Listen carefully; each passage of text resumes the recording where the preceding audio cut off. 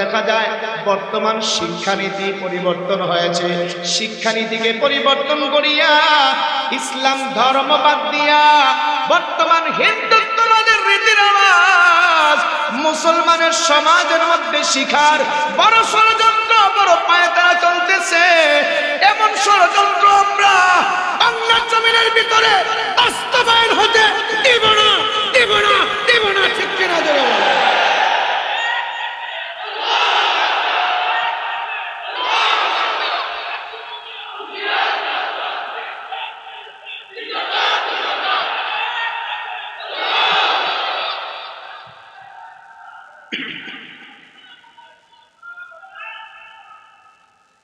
ভালো করে আমরা জানাইয়া দিতে চাই, শিক্ষানীতির নামে যে মুসলমানদের উপরে ইসলামের উপরে ষড়যন্ত্র চলতেছে, এটা যদি পরিবর্তন না করা হয় আর আমাদের মুসলমানের সমাজের কোমলমতি সন্তানদেরকে নিয়ে যদি হিন্দুত্ববাদের এই সমস্ত শিক্ষা চালিয়ে যেতে দেওয়া হয়ে থাকে, তাহলে আমরা এটা মানব না। প্রয়োজনে এইটাকে পরিবর্তন করার জন্য রাজপথে কাফনের কাপড় মাথায় বেঁধে নেমে যাব। ঠিক কিনা জোরে বলেন।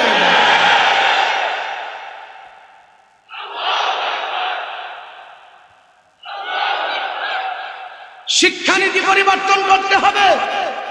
হিন্দু এবং মুসলমান একসাথে এক প্রতিষ্ঠানে ধর্ম একসাথে হতে পারে না।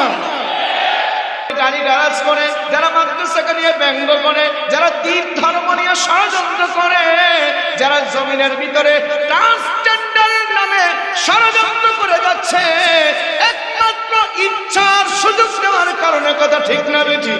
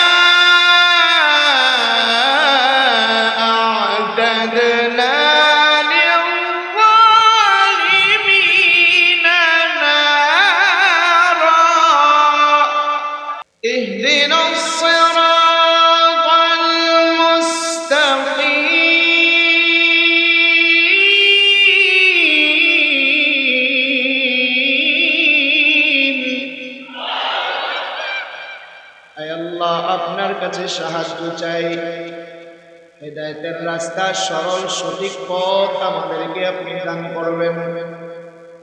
আয় আল্লাহ, আপনি আমাদেরকে সোজা পথের পথিক বানাবেন, জান্নাতের পথের পথিক বানাবেন।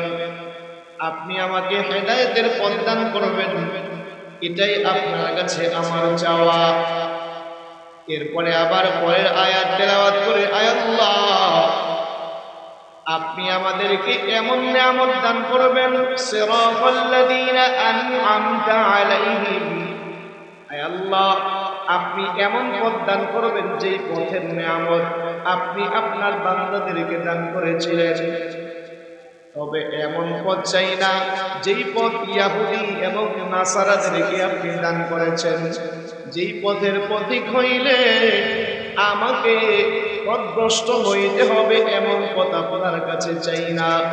তো আল্লাহ পাকের কাছে নামাজের মধ্যে দৈনিক আল্লাহ পাকের কাছে আমরা হেদায়েত চাই, সোজা পথে চলার জন্য চাই, জান্নাতের পথের পথিক হওয়ার জন্য আল্লাহ পাকের কাছে নামাজের ভিতরে প্রত্যেক দিন প্রত্যেক রাকাতের মধ্যে আমরা বলে থাকি। কথা ঠিক না ঠিক?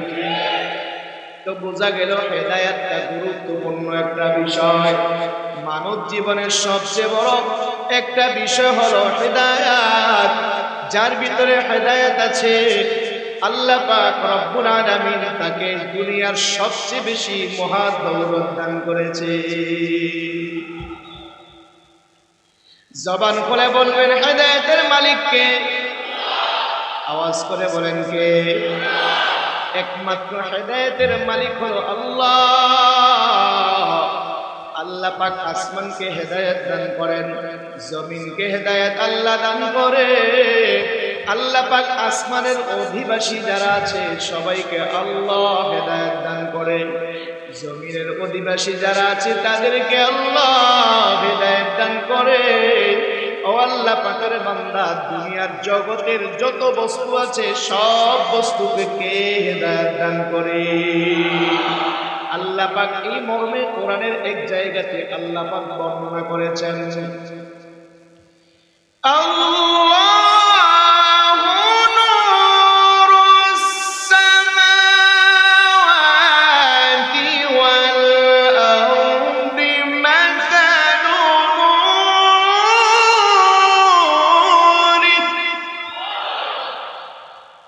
আল্লাহ পাক রব্বুল আলামিন বলে আসমান এবং জমিনকে আল্লাহ হেদায়েত দান করে।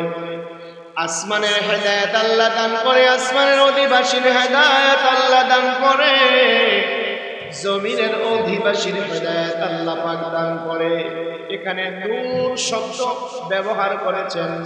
নূর শব্দের শাব্দিক অর্থ হলো আলো, আর হেদায়েত হলো যেই পথে চললে মানুষ আলো পায়, যেই পথে চললে মানুষ বিপদগামী হয় না, যেই পথে চললে আল্লাহর সন্তুষ্টি পায়, ওই পথটাকে বলা হয় আলোর পথ, ওই পথটাকে বলা হয় জান্নাতের পথ, ওই পথটাকে বলা হয় হেদায়েতের পথ। তো আসমানের অধিবাসী জমিনের অধিবাসীকে হেদায়েত দান করে আল্লাহ। দুনিয়ার জগতের সব বস্তুকে হেদায়েত দান করে কে? আল্লাহ পাক এক জায়গাতে আল্লাহ তাআলা ঘোষণা করে বলতেছেন, আল্লাযী জাআলা লাকুমুল আরদা মাহদান ওয়া সালাকা লাকুম সুবুলা ওয়া আনজালা মিনাস সামা'i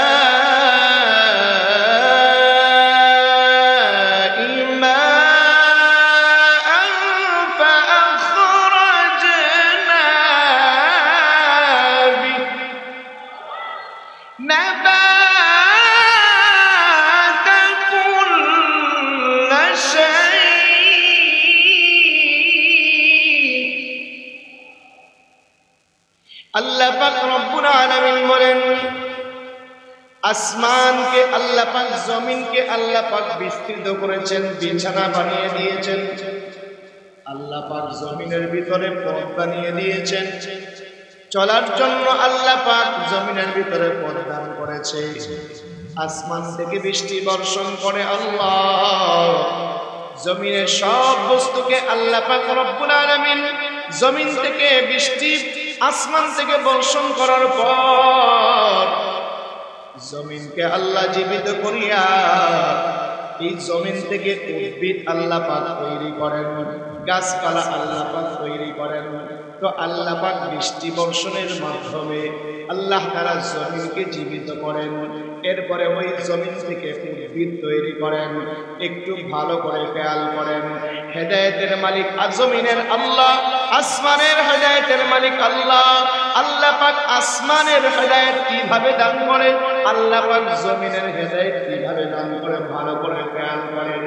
আল্লাহ পাক জমিনকে হেদায়েত কিভাবে দান করে, আমরা আমাদের দেশের ভিতরে জ্বালা বরণ করা হয়, ধান বরণ করা হয়। এই ধানকে বরণ করার আগে একটা দেখা যায় জ্বালা বানাইতে হয়। ধানটাকে ভিজায়া পাত্রের ভিতরে ঢাইকা দিয়া এরপরে কিছুদিন রাখলে ধানের আগে এবং উপরে নিচে একটা অঙ্কুর গজায়, একটা মাথা মোটা আর একটা চিকন। এটাকে যখন জমিনের মধ্যে রোপণ করা হয়, জমিনের মধ্যে যখন ছড়ায় দেওয়া হয়, তখন জমিনের রস পেয়ে, জমিনের শক্তি পেয়ে আল্লাহ পাকের কুদরতি হুকুমে এটা আস্তে আস্তে বড় হতে থাকে। এটা চারায় রূপান্তরিত হয় আর এটা থেকে এক সময় ধান উৎপাদন হয়। ও আল্লাহ পাকের বান্দা, একটু ভালো করে খেয়াল করেন, যখন কৃষক জমিনের ভিতরে এই ধানটাকে, চারাটাকে রোপণ করায়া জমিনের মধ্যে বিছায়া দেয়, তখন ওই জমিনের মধ্যে বিছায়া দেওয়ার জন্য হাতে নিজে ধরে ধরে রোপণ করে নাকি এলোমেলো ফেলে দেয়? এলোমেলো ফেলে দেয়। মনে রাখবেন, ওই ধানের ভিতরে দুইটা মাথা, একটা হলো মোটা, আরেকটা হলো চিকন। মোটাটা যখন উপরে চলে আসে এটা গাছ হয়ে যায়, আর নিচে যখন চলে যায় এটা শিকড় হয়ে যায়। যদি ওই পুরাটা উপরে পড়ে ওটা নষ্ট হয়ে যাবে, ধান হবে না।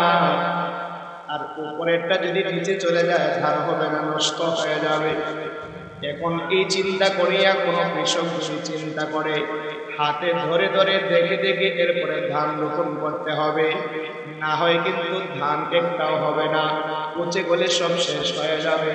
এই চিন্তা করিয়া যদি কোনো কৃষক এইভাবে রোপণ করতে থাকে, ধান রোপণ করা তার জন্য কষ্ট হবে না, সহজ হবে। আল্লাহ পাক রব্বুল আলামিন জমিনের অধিবাসীদেরকে হেদায়েত দান করেন কিভাবে একটু খেয়াল করেন। কৃষক কিন্তু যখন ফেলে দিয়েছে তখন এলোমেলো ভাবে ফেলে দিয়েছে, যেটা নিচে যাবে ওটাও নিচের দিকে আছে, যেটা উপরে যাবে ওটাও নিচের দিকে আছে, এরকম এলোমেলো ভাবে দেখা যায় কাদা মাটির ভিতরে ছড়ায় দিয়েছে। আল্লাহ পাকের কুদরতি ফয়সালায় আল্লাহ পাক রব্বুল আলামিন ওই ধানকে হেদায়েত দান করেছেন যে কৃষকের কাজ কৃষক করেছে, তুমি যা মনে চায় তা করতে পারবে না, তোমাকে আমি যেইভাবে হুকুম করেছি ওইভাবেই চলো। অর্থাৎ আল্লাহ পাকের হুকুম পেয়ে তখন দেখা যায় যেটা উপরে যাওয়ার দরকার এটা উপরে চলে আসে, আর যেটা নিচে যাওয়ার দরকার ওইটা নিচে চলে যায়। ও আল্লাহ পাকের বান্দা, এইভাবে গোটা পৃথিবীর সব কিছু আল্লাহ পাক রব্বুল আলামিন এইভাবে হেদায়েত দান করে। সমস্ত গাছপালাকে এইভাবে হেদায়েত দান করে আল্লাহ। এমনি ভাবে আল্লাহ পাক জীব জানোয়ারকেও হেদায়েত দান করেন। কে দান করে? জীব জানোয়ারকে হেদায়েত আল্লাহ পাকই দান করে। একটা দৃষ্টান্ত দিলেই সহজভাবে বুঝে আসবে। আমাদের দেশের ভিতরে মুরগি লালন পালন হয়, ওই মুরগি যখন ডিম পাড়ে এটার ভিতরে তা দিয়ে বসায় দেওয়া হয়। ওই তা দিয়ে যখন বসায় দেওয়া হবে, একটা মুরগের নিচে অন্তত 8, 10টা 15টা করে ডিম থাকে। এটাকে সমান তালে যদি তা দেওয়া হয় তাহলে সমানভাবে বাচ্চা আসবে। আর যদি এদিক সেদিক করে দেওয়া হয় তারপরে দেখা যাবে সমানভাবে বাচ্চা আসবে না। এই জন্য আল্লাহ পাক রব্বুল আলামিন এই মুরগির ভিতরে এমন বেদা দিয়েছেন, এমন হেদায়েত দিয়েছেন, এমন বুঝ দিয়েছেন, এমন সঠিক আল্লাহ পাক তাকে বুঝ দিয়েছে যে বুঝতে পেরে সে এখন চিন্তা করে যদি সমান তালে এই মোরগকে যদি তা এই ডিমগুলোকে যদি তা না দেওয়া হয় তাহলে দেখা যাবে সমানভাবে বাচ্চা ফুটবে না। আর যদি সমানভাবে না ফুটে, যারা আগে বাচ্চা হয়ে গেছে তাদের কাছে মায়ের দাবি থাকবে, মা আমাদেরকে নিয়ে বাইরে বের হোক। আর যারা এখনো ডিম থেকে পড়তে পারে নাই তাদের দাবি হলো যে আমাদেরকে মা তা দিয়া আমাদেরকে ডিম থেকে বের করে দাও। এখন এক মোরগ কয় কাজ করবে? আল্লাহ পাক বলেন না 2 কাজ করা যাবে না, সমান তালে তা দিতে থাকো, সবগুলা যেন একসাথে 1-2 দিনের ভিতরে বাচ্চা ফুটতে পারে, এরপরে সব বাচ্চাদেরকে যেন বের হতে পারো। এই বুঝটা দেওয়ার পর এখন মোরগ দেখবেন সকালবেলা এক জায়গাতে একটাকে তা দিয়েছে, এটাকে সরাইয়া দিয়ে তার বুকের নিচে আরেকটা মোরগকে নিয়ে আসে। এটার দ্বারা হলো আল্লাহ পাক রব্বুল আলামিন তাদেরকে সঠিক বুঝ দিয়েছে সমান তালে। এটাকে তা দেওয়ার পরে যেন সঠিকভাবে একই তালে সমানভাবে যেন বাচ্চা চলে আসে, এই মর্মে আল্লাহ পাক এইভাবে সমস্ত জীব জানোয়ারকে আল্লাহ পাক হেদায়েত দান করে। আল্লাহ পাকের বান্দা, 2টা দৃষ্টান্তের মাধ্যমে বুঝতে পারলাম সমস্ত আসমান জমিনকে যে যেখানে যেভাবে কন্ট্রোল করা দরকার ওইটা কন্ট্রোল কে করে। তো জমিনের হেদায়েতের একটা দৃষ্টান্ত, 2টা দৃষ্টান্ত পাইলাম। আসমানের জগৎ, বহু জগৎ আছে না নাই? জোরে বলেন না, আছে না নাই? কোরআনের মধ্যে সূরা ফাতিহা যখন পড়ি, সূরা ফাতিহার প্রথম আয়াত, কোরআনের প্রথম আয়াত, আল্লাহ পাক রব্বুল আলামিন আমাদেরকে নামাজে পড়ার জন্য এটা ফরজ করে দিয়েছেন। একটু ভালো করে খেয়াল করেন, যখন নামাজের মধ্যে তেলাওয়াত করি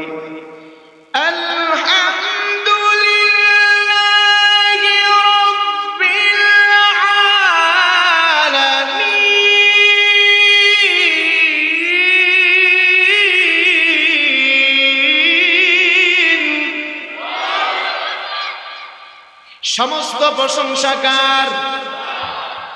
রব্বিল আলামিন। যত জগৎ আছে, আলম এক বচন, আলামিন হলো বহু বচন, অর্থাৎ জগৎ অনেকগুলো আছে। যত জগৎ আছে সব জগতের রবকে, জোরে বলো না কে? তো সব জগৎ কন্ট্রোল করবে কে? একমাত্র আল্লাহ পাকই কন্ট্রোল করবে। সূর্যকে কন্ট্রোল আল্লাহ পাক করবে, চন্দ্রকে কন্ট্রোল আল্লাহ পাক করে, তারকাদেরকে কন্ট্রোল আল্লাহ পাক করে, সব কিছুকে কন্ট্রোল আল্লাহ পাক রব্বুল আলামিন করে।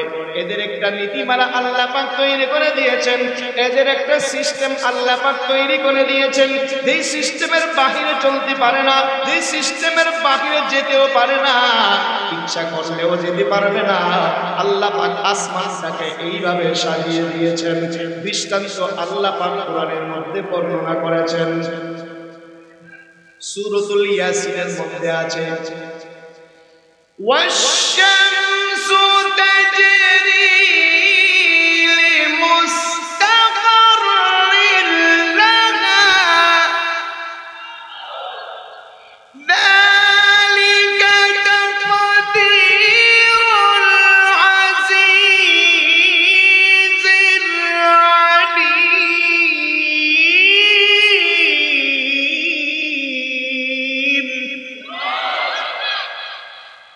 আল্লাহ পাক বলেন ওয়াশ-শামসু তাজরি, সূর্য চলে। সুবহানাল্লাহ। কে বলে? সূর্য চলে। তা বোঝা গেল সূর্য চলে, সূর্য স্থির নয়। কিছু কিছু ইতিপূর্বে কিছু কিছু বিজ্ঞানীরা বলেছে সূর্য স্থির, পৃথিবী ঘুরে। আবার ইতিপূর্বে আবার কেউ বলেছে না, পৃথিবী ঘুরে সূর্য স্থির। আবার কেউ বলে দুইটাই ঘুরে। আল্লাহ পাক কোরআনে কারীমের মধ্যে বর্ণনা করেছেন ওয়াশ-শামসু তাজরি, সূর্য ঘুরে। এখন প্রশ্ন হবে, সূর্য চলে, সূর্য যায়। এখন যদি কোনো ব্যক্তি প্রশ্ন করে সূর্য যায়, যাবে কোথায়? তার স্টেশন কোথায়? বাস যাওয়া শুরু করেছে, যাবে কোথায়? বলে সে যাবে গুলিস্তান, তার স্টেশন গুলিস্তান। এখন যদি জিজ্ঞাসা করা হয় সূর্য চলে, তো প্রশ্ন আসবে সূর্য যাবে কোথায়? আল্লাহ পাক পরের আয়াতের মধ্যে, এই আয়াতের পরের শব্দের ভিতরে আল্লাহ জবাব দিয়েছেন লিমুস্তাকাররিন লাহা। আল্লাহ পাক বলে নির্দিষ্ট গতিপথে এসে যায়, নির্দিষ্ট গতিপথে চলে, তার একটা ঠিকানা আছে, তার একটা জায়গা আছে, ওই জায়গার মধ্যে যায়। এখন তার স্থান কোথায়, তার গতিপথ কোথায়, তার স্টেশন কোথায়, কোথায় সে স্টপিং হবে, কোথায় তার গন্তব্য হবে? ও আল্লাহ পাকের বান্দা, এটার জবাব কোথায় পাইবেন? এটার জবাব মুফাসসিরিনে কেরাম দিয়েছে। সূর্যের কেন্দ্রস্থল হলো সাতটা। কয়টা? জোরে বলে না, কয়টা? এর মধ্যে একটার কথা বলবো। সূর্য চলে দৈনিক সারাদিন চলার পরে সন্ধ্যা হওয়ার পূর্বে ডুবে যখন যায়, আল্লাহ পাকের আরশ আযীমের মধ্যে গিয়া সূর্য সেজদার মধ্যে পড়িয়া আল্লাহ পাককে বলে, আয় আল্লাহ, আগামীকাল সূর্য উদয় হব নাকি? আল্লাহ পাক যদি সূর্য উদয় হওয়ার জন্য আদেশ করে, তখন পূর্ব আকাশ থেকে আবার সূর্য উদয় হতে থাকে। আস্তে করে এখন সুবহানাল্লাহ। এতগুলা মানুষ সুবহানাল্লাহর আওয়াজ নাই, বললে গুনাহ হয়, জেল পাস হয়, তো বলতে অসুবিধা আছে? জোরে করেন সুবহানাল্লাহ। জিকির করার অভ্যাস নাই, ঠিক না ঠিক? জিকির করার অভ্যাস নাই বিদায় নামাজের স্পিরিট নাই, কোরআন তেলাওয়াতের স্পিরিট নাই। এই জন্য নামাজ লম্বা ভালো লাগে না, কোরআন তেলাওয়াত ভালো করলে ভালো লাগে না, ওয়াজ নসিহত ভালো লাগে না। বুঝতে হবে দিনের সমস্যা আছে, কথা কয় না? ওয়াজ নসিহত যদি কোরআন তেলাওয়াত সম্পর্কে বলা হয়, সুদের কথা বলা হয়, ঘুষের কথা বলা হয়, ভালো লাগে না। কারণ কি? কারণ দিলে সমস্যা আছে। দিলে কি আছে? এটাকে দূর করার জন্য জিকিরের দরকার আছে না নাই? জোরে বলে না, আছে না নাই?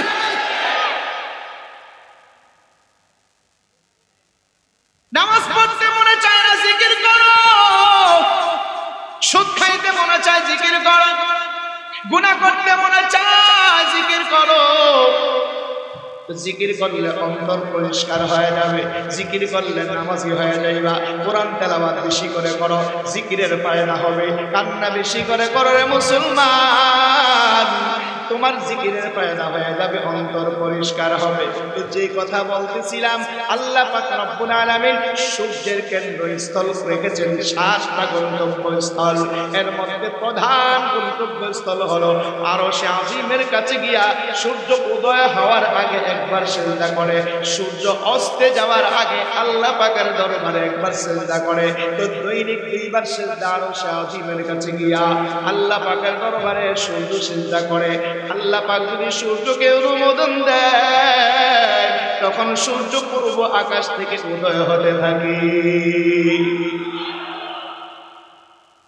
এই জন্য সূর্য তার গতিপথে চলে, সূর্য অন্য কোথাও পথে চলে না, সূর্য চন্দ্রের পথে যায় না, সূর্য গ্রহের পথে যায় না, সূর্য শনির পথে যায় না, রবির পথে যায় না, মঙ্গলের পথে যায় না, বুধের পথে যায় না, বৃহস্পতির পথে যায় না। সূর্য সূর্যের গতিপথে চলে, একটার সাথে আরেকটা টক্কর খাবে না। কারণ আল্লাহ পাক এটার সিস্টেম এরকমই করে দিয়েছে যে যেই পথে চলবে, যেই পথে চলার জন্য আল্লাহ পাক পথ দান করেছে, ওটাই হলো সূর্যের জন্য হেদায়েতের পথ। এই জন্য সূর্য কখনো ধ্বংস হবে না যতক্ষণ না পর্যন্ত আল্লাহ পাক সূর্যকে ধ্বংস না করবে। যখন কিয়ামত হয়ে যাওয়ার জন্য আল্লাহ পাক রব্বুল আলামিন যখন হুকুম করবেন, তখন ইকতারাবা লিন-নাস, মানুষ তখন চাঁদ দেখতে তার পারবে, সূর্যকে দেখতে পারবে, তারকাদেরকে দেখতে পারবে। খসে খসে জমিনের মধ্যে পড়ে যাচ্ছে, আসমানটা ভেঙে চৌচির হয়ে যাচ্ছে, আসমান ভেঙে জমিনের সাথে মিশে যাচ্ছে। এটা হবে কিয়ামতের আগে, এর আগে আর কখনো হবে না রে মুসলমান। দুনিয়ার যত বিজ্ঞানী বলে না কেন যে সূর্য ধাক্কা খাবে, উপগ্রহ ধাক্কা খাবে, পৃথিবী শেষ হয়ে যাবে। পৃথিবী কখন শেষ হবে এটার এলেম কার কাছে আছে? নাসার মতো যদি বড় বিজ্ঞানীরা বলে অমুক দিন ধ্বংস হয়ে যাবে, অমুক দিন অমুক গ্রহ জমিনে পৃথিবীর সাথে ধাক্কা খাবে, বিশ্বাস করা যাবে? কারণ এটার এলেম কার কাছে আছে? তো সূর্য সূর্যের পথে চলবে, চাঁদ চাঁদের পথে চলবে, দুনিয়া দুনিয়ার পথে চলবে। এটার নাম হলো আসমান এবং জমিনের হেদায়েত। আল্লাহ পাক এই পদ্ধতিতে আসমানকে টিকায় রেখেছেন হেদায়েত দিয়া, জমিনকে আল্লাহ পাক টিকায় রাখছে হেদায়েত দিয়া। ও আল্লাহ পাকের বান্দা, এইভাবে আল্লাহ তাআলা আসমান এবং জমিনকে হেদায়েত দান করে। তো আল্লাহ পাক আমাদেরকে হেদায়েত দান করে না? করে? জোরে বলেন, করে? তো আল্লাহ পাক রব্বুল আলামিন সূর্যকে হেদায়েত কিভাবে দান করে বুঝতে পেরেছি, জমিনের হেদায়েত কিভাবে দান করে বুঝতে পারলাম। তো মানুষের হেদায়েত আল্লাহ পাক কিভাবে দান করে এটা আমার বোঝার দরকার আছে কিনা নাই? সূরাতুল আনআমের 125 নম্বর আয়াতের মধ্যে আল্লাহ বলেন,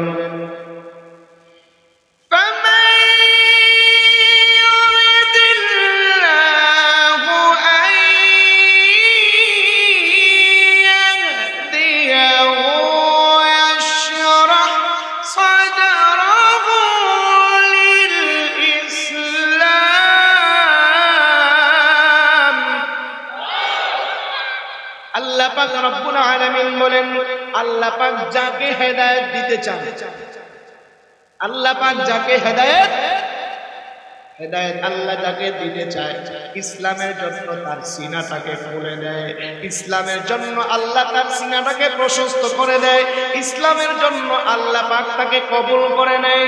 তো বুঝতে পারলাম সূরাতুল আনআমের 125 নম্বর আয়াতের মধ্যে আল্লাহ বলেছে, আল্লাহ পাক যাকে হেদায়েত দান করে, ইসলামের জন্য তার সিনাটাকে খুলে দেয়। তো আমি আর আপনি হেদায়েত পাইলাম কিনা?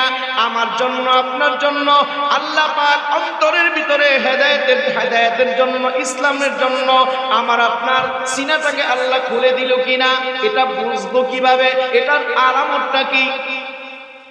জানার দরকার আছে কি জানেন? জোরে বলে না আছে কিনা নাই? এর আগে জানা দরকার আল্লাহ পাক রব্বুল আলামিন আসমান এবং জমিনের সব কিছুকে আল্লাহ পাক কন্ট্রোল করেন। এই জন্য সূর্য মন মতো উদয় হতে পারে না। সূর্য যদি কোনো সময় মনে চায় যে 1 মাস সূর্য আলো দিবে আর 2 মাস আলো দিবে না, এরকম মন চাওয়া সূর্যের চলবে না। চন্দ্র মন চাওয়া জিন্দেগি হতে পারবে না। জমিনের কোনো কিছু মন চাহে জিন্দেগি হতে পারবে না, কারণ সব কিছুর কন্ট্রোলে আল্লাহ পাকের হাতে। আল্লাহ পাকের হাতে দুনিয়ার সব কিছু কন্ট্রোল হবে। তবে আল্লাহ পাক মানুষকে কন্ট্রোলের বাহিরে ছেড়ে দিয়েছেন। মানুষকে আল্লাহ কন্ট্রোল করে না, মানুষকে আল্লাহ পাক রব্বুল আলামিন কন্ট্রোলের বাহিরে ছেড়ে দিয়েছেন। এটার জবাব, এটার কারণটা কি? এটা হলো প্রশ্ন। আল্লাহ পাক রব্বুল আলামিন আমাকে আপনাকে কেন কন্ট্রোলের বাহিরে ছেড়ে দিলেন? আল্লাহ পাক যদি আমাদেরকে কন্ট্রোল করে নিত রে মুসলমান, তাহলে আমরা তো বেনামাজি হইতাম না, আমরা তো সুদখোর হইতাম না, ঘুষখোর হইতাম না, আমরা তো আজকে সমাজের মধ্যে বিশৃঙ্খলা করতাম না।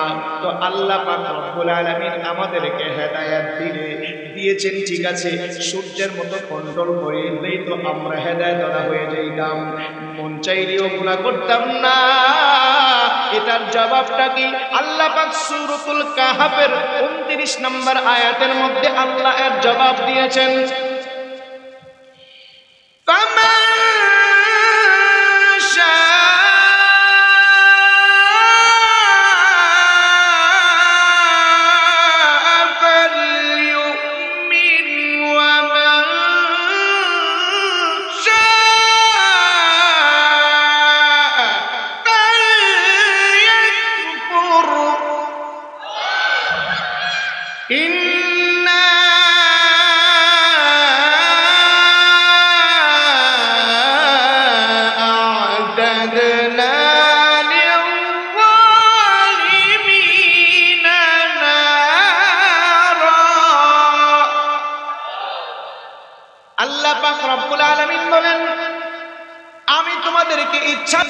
ইচ্ছা হইলে ঈমানদার হইতে পারো,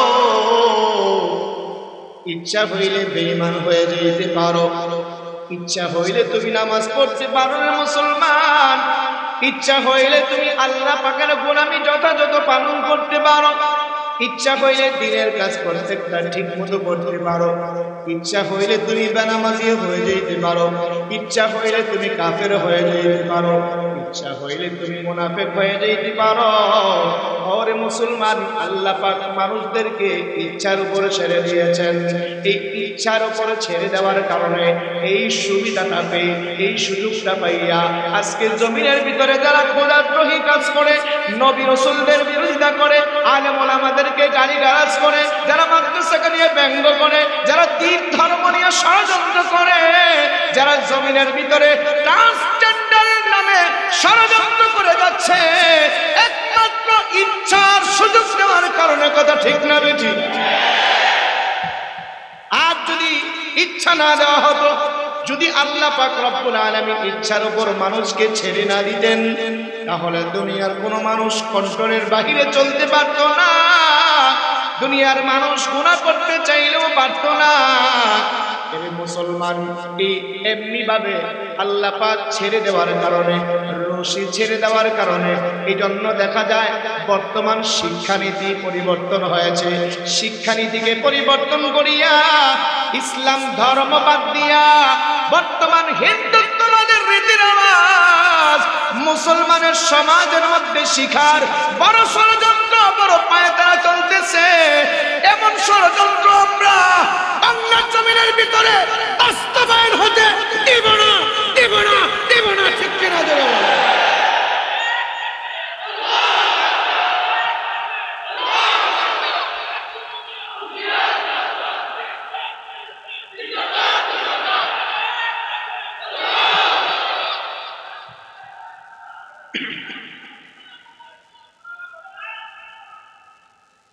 ভালো করে আমরা জানাইয়া দিতে চাই, শিক্ষানীতির নামে যে মুসলমানদের উপরে, ইসলামের উপরে ষড়যন্ত্র চলতেছে, এটা যদি পরিবর্তন না করা হয়, আর আমাদের মুসলমানের সমাজের কোমলমুখী সন্তানদেরকে নিয়ে যদি হিন্দুত্ববাদের এই সমস্ত শিক্ষা চালিয়ে যেতে দেওয়া হয়ে থাকে, তাহলে আমরা এটা মানব না।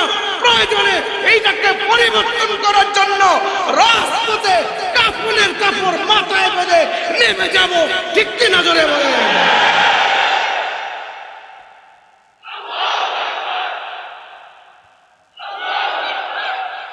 শিক্ষানীতি পরিবর্তন করতে হবে।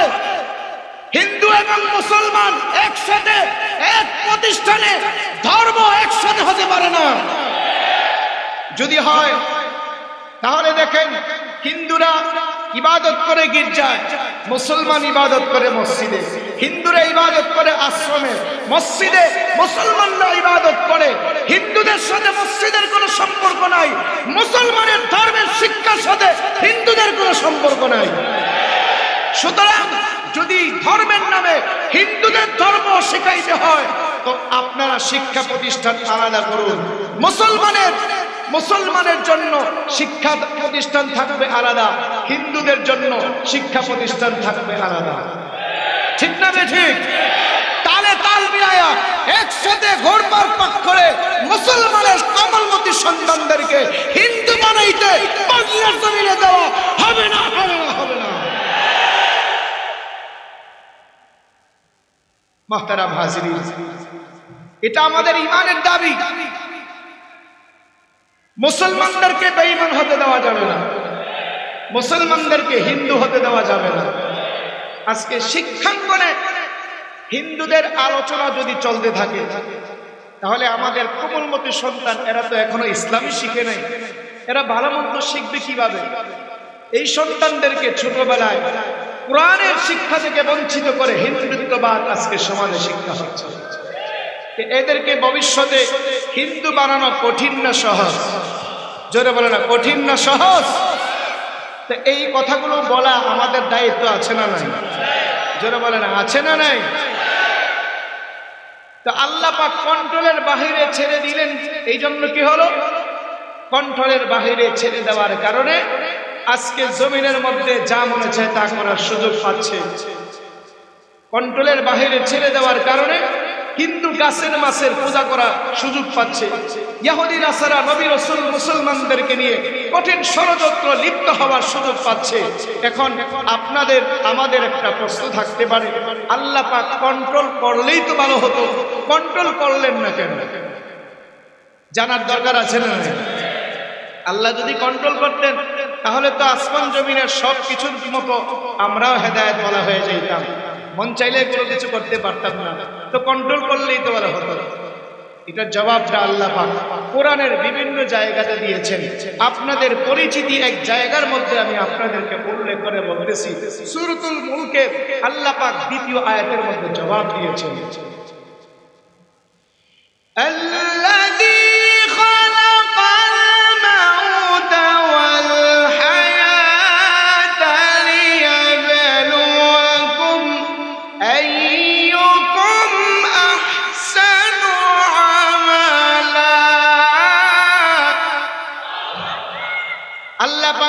আল্লাযী খালাকাল মাউতা ওয়াল হায়াত, হায়াত এবং মউতকে কে সৃষ্টি করেছেন? হায়াত এবং মউত কে দিয়েছেন? হায়াত এবং মউত দিয়া আল্লাহ পাক আমাকে আপনাকে জমিনের মধ্যে পাঠিয়েছেন। কেন? লিয়াবলুয়াকুম, পরীক্ষা নেওয়ার জন্য। আল্লাহ পাক মানুষকে পরীক্ষার্থী বানিয়েছেন। মানুষ হলো দুনিয়ার মধ্যে পরীক্ষার্থী, আসমান জমিন পরীক্ষার্থী নয়, ফেরেশতারা পরীক্ষার্থী নয়। ও আল্লাহ পাকের বান্দা, দুনিয়ার কোনো বস্তু পরীক্ষার্থী নয়। দুনিয়ার সব কিছু হলো খাদেম। সূর্য খাদেম, চন্দ্র খাদেম, পাহাড় খাদেম, ঝর্ণা খাদেম, নদী নালা খাদেম, জমিনের ভিতরে যত পশু পাখি আছে সব কিছু হলো খাদেম। এগুলো সব কিছু মানুষের খেদমত করবে। মানুষ তাদের সেবাগুলো ভোগ করিয়া মানুষ পরীক্ষা দিবে। এখন 3 ঘন্টার পরীক্ষার হলের ভিতরে গিয়া যদি পরীক্ষার্থী সেবা না পায়, তাহলে পরীক্ষার্থী পরীক্ষা দিতে গিয়া তার সমস্যা হবে, ঠিক না বেটি? এই জন্য আল্লাহ পাক পরীক্ষার্থীর জন্য সুবিধার্থে আসমান জমিনকে আল্লাহ সাজিয়েছেন। গোটা আসমানের নিয়ামত মানুষের জন্য, গোটা জমিনের নিয়ামত মানুষের জন্য। ও আল্লাহ পাকের বান্দা, এই জন্য সূর্য খাদেম হওয়ার কারণে মন মতো কিছু চাইলেও পারে না, চাঁদ মন মতো চাইলেও কিছু পারে না, জমিনের অধিবাসীরা মন মতো চাইলেও কিছু পারে না, কারণ তারা হলো খাদেম। তারা কি? আর মানুষ হলো পরীক্ষার্থী। 3 ঘন্টার সময়ের পরীক্ষার হলের ভিতরে গিয়া তার জন্য সঠিক লেখার সুযোগ আছে, তার জন্য ভুল লেখার সুযোগ আছে না নাই? পরীক্ষার্থীকে যদি বলা হয় খাতার ভিতরে তুমি লিখবা, পেজের ভিতরে কলম দিয়ে লিখবা, তবে ভুল লিখতে পারবে না, সমস্ত সঠিক জবাব দিতে হবে, তাহলে পরীক্ষার পরীক্ষা থাকবে? এই জন্য আল্লাহ পাক আমাদেরকে ছেড়ে দিয়েছেন, মন চাইলে সঠিক লিখতে পারো, মন চাইলে ভুল লিখতে পারো মুসলমান, কারণ তুমি পরীক্ষার হলের ভিতরে আছো। মানুষ দুনিয়ার জমিনের ভিতরে পরীক্ষার হলের মধ্যে আছে, এখন তাকে সুযোগ দেওয়া হয়েছে, মন চাইলে ফজর নামাজ পড়ো, মন চাইলে না পড়ো, মন চাইলে গাঞ্জা খাও, মন চাইলে ভালো কিছু খাও, মন চাইলে হজ করো, মন চাইলে হজ না কইরা মইরা যাও। আল্লাহ পাক রব্বুল আলামিন মনের উপরে ছেড়ে দিয়েছেন। এর জবাবটা কি? এর জবাব হলো আমরা হলো জমিনের মধ্যে পরীক্ষার্থী, কথা ঠিক না বেটি? তো বুঝলাম আমরা জমিনের ভিতরে পরীক্ষার্থী, আল্লাহ পাক আমাদেরকে ছেড়ে দিয়েছেন। এখন আমাদের ভিতরে হেদায়েত কোন নমুনা আল্লাহ পাক দান করেন জানার দরকার আছে না নাই? আমি একটু আগে যে আয়াতটা তেলাওয়াত করেছিলাম, এই আয়াতের ভিতরে আল্লাহ পাক রব্বুল আলামিন বলেন, فمن يرد الله أن يهديه يشرح صدره للإسلام।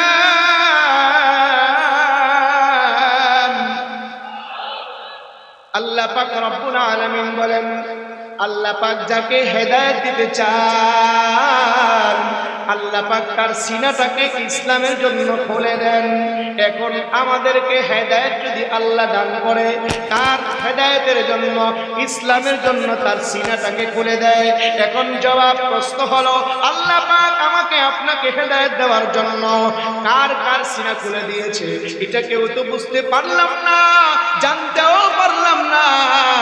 আল্লাহ পাক আমাদেরকে ইসলামের জন্য আমাকে কবুল করেছেন কিনা, আল্লাহ পাক আমাকে হেদায়েত দান করেছেন কিনা, সিনা খুলিয়া আল্লাহ পাক আমাকে হেদায়েত দিয়েছেন কিনা বুঝবো কিভাবে? এটা বুঝার কি পদ্ধতি, এটার বুঝার কি আলামত? কোন আলামত থাকলে আমার ভিতরে হেদায়েত আছে না নাই এটা বুঝবো কিভাবে? এটা বুঝার জন্য আল্লাহর পয়গম্বর জনাবে মুহাম্মদুর রাসূলুল্লাহ সাল্লাল্লাহু আলাইহি ওয়াসাল্লাম হাদিসের মধ্যে বর্ণনা করেছেন 3টা গুণ যার ভিতরে থাকবে। কয় গুণ? জোরে বলে না, কয় গুণ? 3 গুণ যার ভিতরে থাকবে, তার ভিতরে হেদায়েতের আলামত আছে, তার ভিতরে হেদায়েত আছে। 3 গুণ যার ভিতরে থাকবে না, তার কি নাই? জোরে বলে না, কি নাই? হেদায়েত নাই। ঠিক না বে? ঠিক। 1 নাম্বার, ভালো করে খেয়াল করেন, 1 নাম্বার, যে ব্যক্তি দুনিয়া বিমুখী হবে, দুনিয়ার প্রতি ভালোবাসা থাকবে না, দুনিয়ার প্রতি মায়া থাকবে না, দুনিয়ার প্রতি মহব্বত থাকবে না, তার ভিতরে হেদায়েতের 1 নম্বর আলামত আছে। সুবহানাল্লাহ কইবেন না? এই 3টা আলামত বললে আপনারাই বুঝতে পারবেন কার ভিতরে হেদায়েত আছে আর কার ভিতরে নাই। মসজিদের মুফতি সাহেব ফতোয়া দেওয়ার দরকার নাই, উমুকের হেদায়েত নাই, উমুকে জাহান্নামে যাবে, দরকার আছে? আছে। এই 3টা আলামত জানলে নিজেকে নিজে এবার বলতে পারবেন আপনি কি হেদায়েতের ভিতরে আছেন না নাই, আপনি কি মুসলমানিত্বের ভিতরে আছেন না নাই, আপনি ঈমান নিয়ে কবরে যাইতে পারবেন কি পারবেন না, আপনি মরার পরে কবরে জান্নাত আপনার কবর হবে কি না, আপনি এই তিন আলামত যদি জানা যায় বোঝা যাবে সে হেদায়েতের ভিতরে আছে। ঠিক না বেটি? এক নম্বর, দুনিয়া বিমুখী হবে, দুনিয়ার প্রতি মায়া থাকবে না, দুনিয়ার প্রতি ভালোবাসা থাকবে না, দুনিয়ার প্রতি মহব্বত থাকবে না। ঠিক না বেটি? একটা বিষয় বলবো, এখানে তো শতে শতে ফ্যাক্টরি আছে, আছে না নাই? ভেজাল দেখবেন কর্মীর ভিতরে আছে, কর্মচারীর ভিতরে আছে, মালিকের ভিতরে আছে। মালিক ঠিক মতো বেতন দেয় না, মালিক ঠিক মতো দেখাশোনা করে না, মালিক ঠিক মতো সুবিধা যেইভাবে দেওয়া দরকার ওইভাবে করে না। আবার কিছু কর্মচারী আছে মালিকের কাজের সাথে ফাঁকি দেয়, আছে না নাই? জোরে বলে না, আছে না নাই? এদের বুঝতে হবে এরা দুনিয়াদার, দুনিয়ার মায়া আছে, দুনিয়ার মহব্বত আছে। মালিকের জন্য দরকার হলো গায়ের পশমের, গায়ের এমনিভাবে যখন ঘাম শুকে যাবে, কাজ করার পরে যখন ঘাম শুকায় যাবে, ঘাম শুকানোর আগে তার মূল্য পরিশোধ করা, তার মজুরি দিয়ে দেওয়া। আল্লাহর পয়গম্বর আমাদেরকে শিক্ষা দিয়েছে, যেই মালিক দেখা যায় 2 মাস 3 মাস চলে যায়, শ্রমিকের বেতন ভাতা ঠিক মতো দেয় না, বুঝতে হবে এ দুনিয়াদার। হেদায়েত আছে না নাই? যারা বলে না, আছে না নাই? তবে হ্যাঁ, মালিক যদি ইচ্ছাকৃতভাবে করে বুঝতে হবে হেদায়েত নাই, কিন্তু বিপদে পড়লে এটা আপনাদেরকেও বুঝতে হবে। আল্লাহর উপরে তাওয়াক্কুল করেন, বিশৃঙ্খলা করিয়েন না, ঝামেলা করেন না, আন্দোলন করেন না, কারণ রিজিকের মালিক কে? আপনি কান্না শুরু করেন, মসজিদে গিয়া নামাজের পরে হাত তুলে দোয়া শুরু করেন, আপনার রিজিকের জন্য চাকরিটা তো মাত্র উসিলা। ঠিক না বেশি? চাকরির উসিলায় খাচ্ছেন, আল্লাহ চাইলে গায়বী উসিলায় খাইতে পারেন না? পারেন কি পারেন না? 5 ওয়াক্ত নামাজ পড়া চিন্তা করেন, আন্দোলন করে কোনো ফায়দা নাই। আল্লাহ যেটা তাকদীরে লেখা রাখছে ওইটা আপনি জোর করে হইলেও খাইতে হবে। ঘটনা একটা বলি, মাঝখানে বলবো।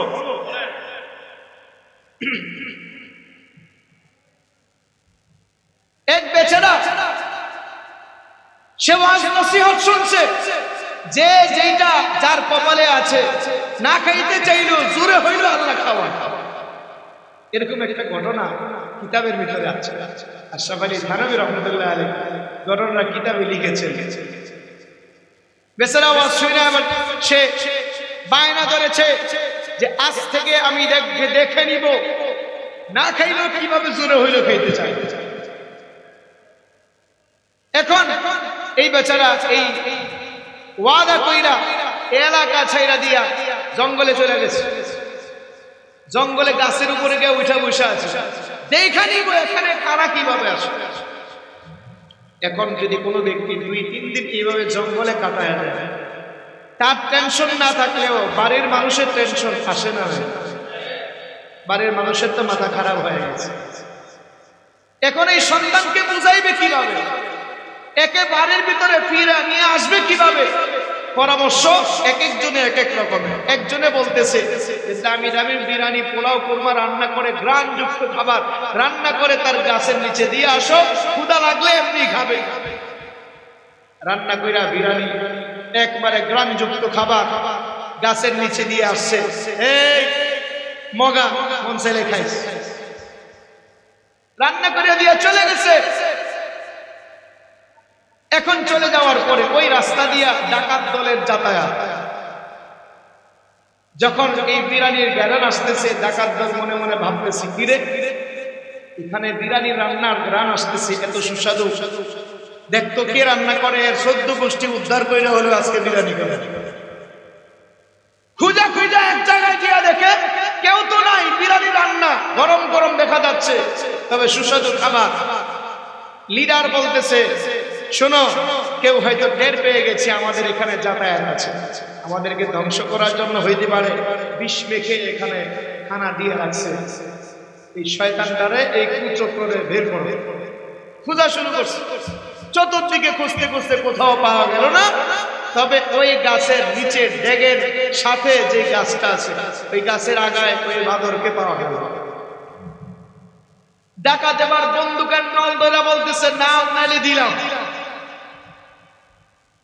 এবার তো গাছের আগা থেকে নাইমা নিচে আসছে, বলে তুই এই কাণ্ডটা করছস, তুই তো খাবি খাবি তোর 14 গোষ্ঠীও খাইতে হবে। এই তো কোনো কথা নাই, জবাব নাই, কথা নাই, জবাব নাই। এই জন্য কি করলো এই বেচারা? তখন বললো ঠিক আছে খানা খাবি না, একজনের জুতা দিয়া আরে বাড়ি শুরু করছে, খানা খা, তাহলে জুতা দিয়া পিড়ে লম্বা করে ফেলবে। বাড়ি শুরু করছে। এখন সে ভাবতেছে হায় হায়, খানা না খায় তো আর উপায় নাই, খানা যে জোরে হইলেও খাইতে হয়, আর না খাইলে জুতার পিঠা খাইয়ে হইলেও খাইতে হয়, এটা বাস্তবে বুঝে আসছে। এখন ওই বেচারা খানা খাওয়া শুরু করছে। এখন রিজিক নিয়া, চাকরি নিয়া, বেতন নিয়া মারামারি আর আন্দোলন করে লাভ নাই, কারণ রিজিকের মালিক কে? যারা বলে না কে? আপনাকে আমাকে খাওয়াবেন কে? এজন্য যখন রিজিকের অভাব পড়ে যাবে, যখন অভাবটন আসবে, মুসিবত চলে আসবে, তুই হাত তুলিয়া আল্লাহর কাছে, আপনি দেখা যায় ভিক্ষুক হন, ভিখারি সেজে আল্লাহর কাছে আতর পেতে দেন, আল্লাহ পাক আপনাকে খানা খাওয়াবেন। এটা আল্লাহর ওয়াদা আছে। যেটা বলতেছিলাম হেদায়েত কার ভিতরে আছে, কার ভিতরে নাই? কয় আলামত? জোরে বলে না কয় আলামত? আমি এটা বইলে শেষ করে দিব। ও আল্লাহ পাকের বান্দা, 1 নাম্বার হলো দুনিয়া বিমুখী, অর্থাৎ দুনিয়াদার হবে না। 2 নাম্বার হলো আখিরাতওয়ালা হবে, আখিরাতের প্রতি উদ্বুদ্ধ হবে, নামাজ পড়বে, রোজা রাখবে, হজ করবে, যাকাত দিবে, কোরআন তেলাওয়াত, কোরআনের হুকুম আহকাম মানবে, পয়গম্বরের সুন্নতের তরিকায় চলবে। যার ভিতরে এমন মায়া আছে, যার ভিতরে এমন মহব্বত আছে, যার ভিতরে এমনি ভাবে সে জিন্দেগি বসর করে, এই 2 আলামত। 3 নাম্বার হলো সদা যে ব্যক্তি মৃত্যুর জন্য প্রস্তুত থাকে। এই 3 আলামত যার ভিতরে আছে, তার ভিতরে হেদায়েত আছে। বোঝা যায়নি আমি হেদায়েতের ভিতরে আছি না নাই? আপনি দুনিয়াদার কিনা আপনি নিজেকে প্রশ্ন করেন। আপনি আখিরাতের মায়া মহব্বত ভালোবাসা আপনার ভিতরে আছে কিনা? 1 ওয়াক্ত নামাজ যদি ছুটে যায় আপনার ভিতরে আফসোস আছে কিনা? এই নামাজের জন্য চোখের পানি ছাড়েন কিনা? আপনার প্রতি আখিরাতের প্রতি, নামাজের প্রতি, জিকির আজকারের প্রতি মায়া মহব্বত দরদ জজবা আছে কিনা? যদি থাকে বুঝতে হবে হেদায়েত আছে। আপনি সদা মৃত্যুর জন্য প্রস্তুত থাকা মুসলমান, অর্থাৎ নাম এটা নয় যে কাপড়ের কাপড় মাথায় বাইদা রাস্তা দিয়ে হাঁটা মৃত্যুর জন্য প্রস্তুত, এটা নয়। বরং এমন নামায় গুনাহ লাগানো যাবে না, গুনাহ থেকে বিরত থাকিয়া আল্লাহর গোলামিগুলো যথাযথ পালন করার নাম হলো মৃত্যুর প্রস্তুতি। ঠিক না বেঠে? তো আমরা হেদায়েতের পথে চলবো তো ইনশাআল্লাহ? নামাজ পড়বো ঠিক মতো, রাজি তো? গুনাহ করবো না, আমরা গুনাহের পথে চলবো না, চোখের খেয়ানত করবো না, কানের খেয়ানত করবো না, জবানের খেয়ানত করবো না, আল্লাহর হুকুমগুলো যথাযথ পালন করবো। আর নামাজের ভিতরে যখন দোয়া আমরা ইহদিনাস সিরাতাল মুস্তাকিম পড়বো, তখন মনে মনে একটা ধারণা রাখবো, দরদ রাখবো, আল্লাহর কাছে সাহায্য চাওয়ার একটা ভাব থাকবে। আয় আল্লাহ, আপনি আমাদেরকে হেদায়েত দান করেন, সিরাতে মুস্তাকিমের উপর অটল দান করেন।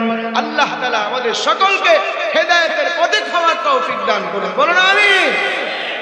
আপনাদের এলাকায়